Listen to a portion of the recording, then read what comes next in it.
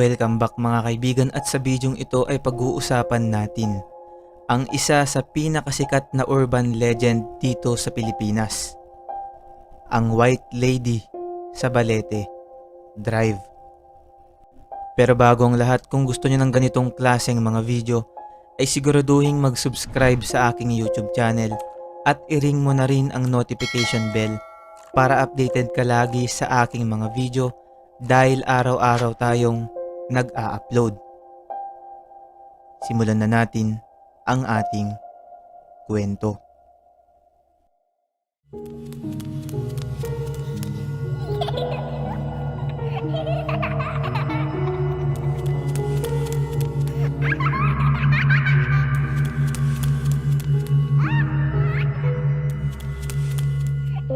Ang White Lady sa Balete Drive.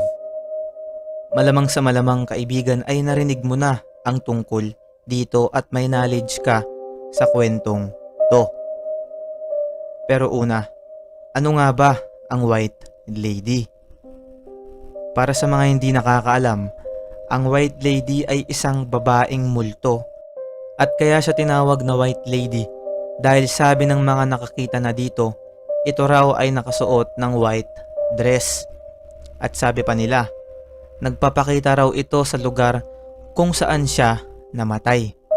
Halimbawa sa school, sa simbahan, sa park, at ang sikat na Balete Drive.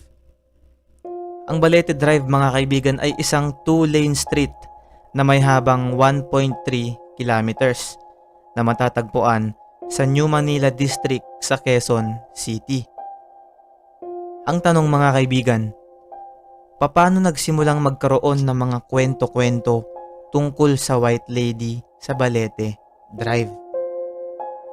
Sabi nila na ang White Lady na nagpapakita sa Balete Drive ay isang maganda at matangkad na babae.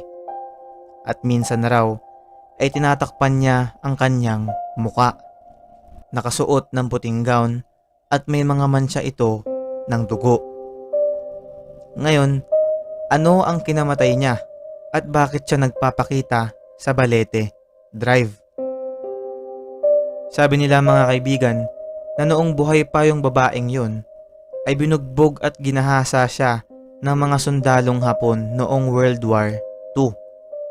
Doon mismo sa spot kung saan siya nagpapakita.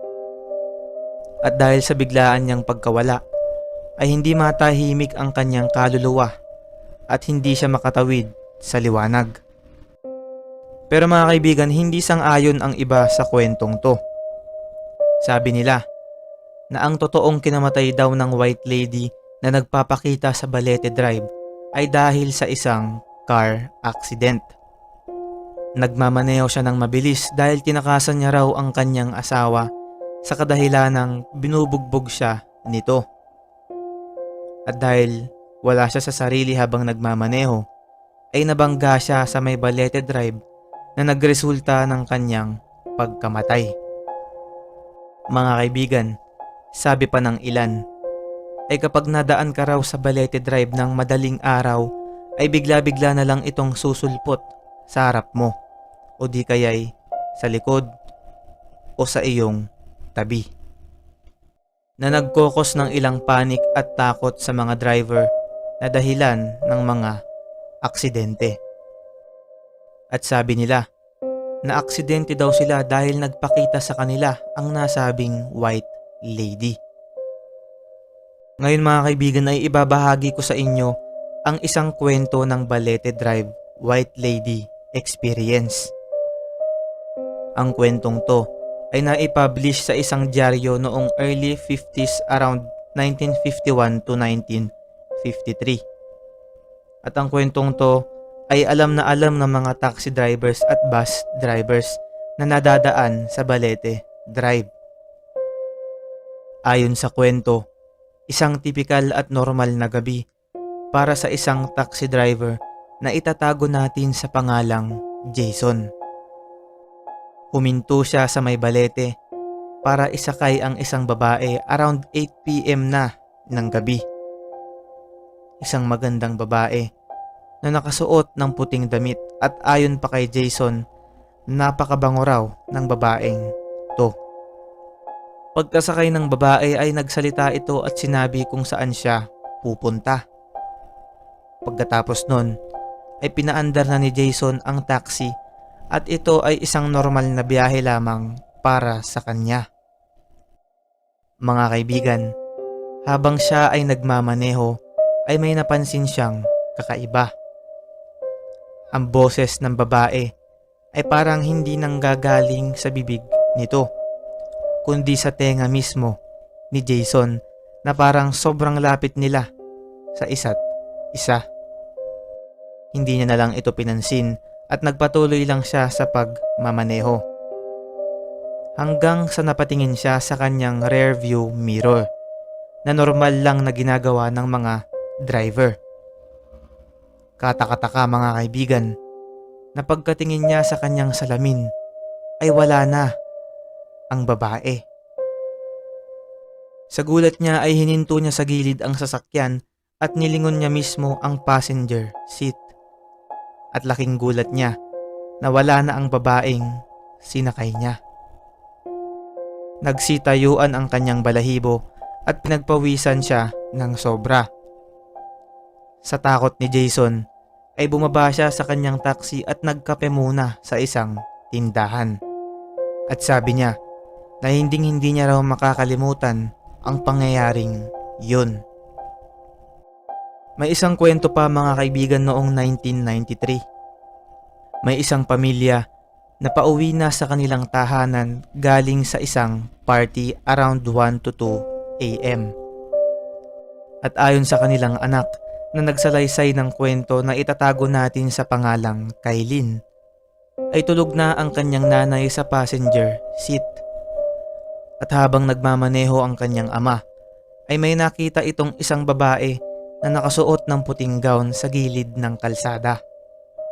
Binagalan ng kanyang ama ang sasakyan dahil ang akala nito ay tatawid ang babae. Ngunit nanatili lang itong nakatayo na parang may hinihintay.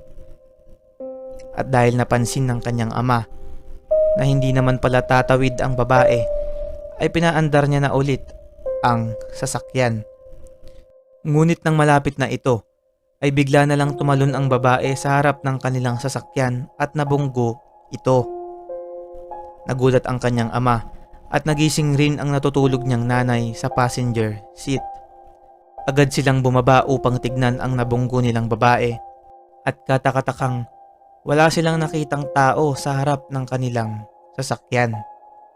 Tinignan nila ang gilid, tinignan nila ang ilalim, ngunit wala talagang tao.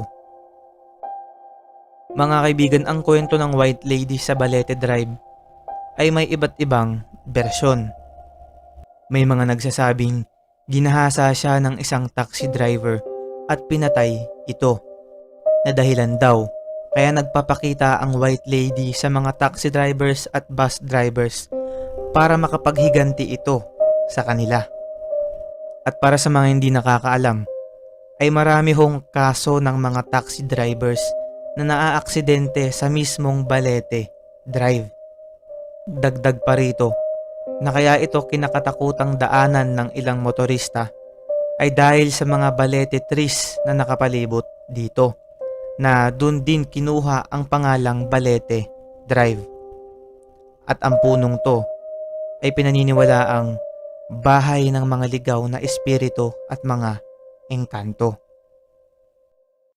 Mga kaibigan, napakaraming kwento ng White Lady hindi lang sa Balete Drive. Nasa sa atin na lang kung maniniwala tayo dito o hindi.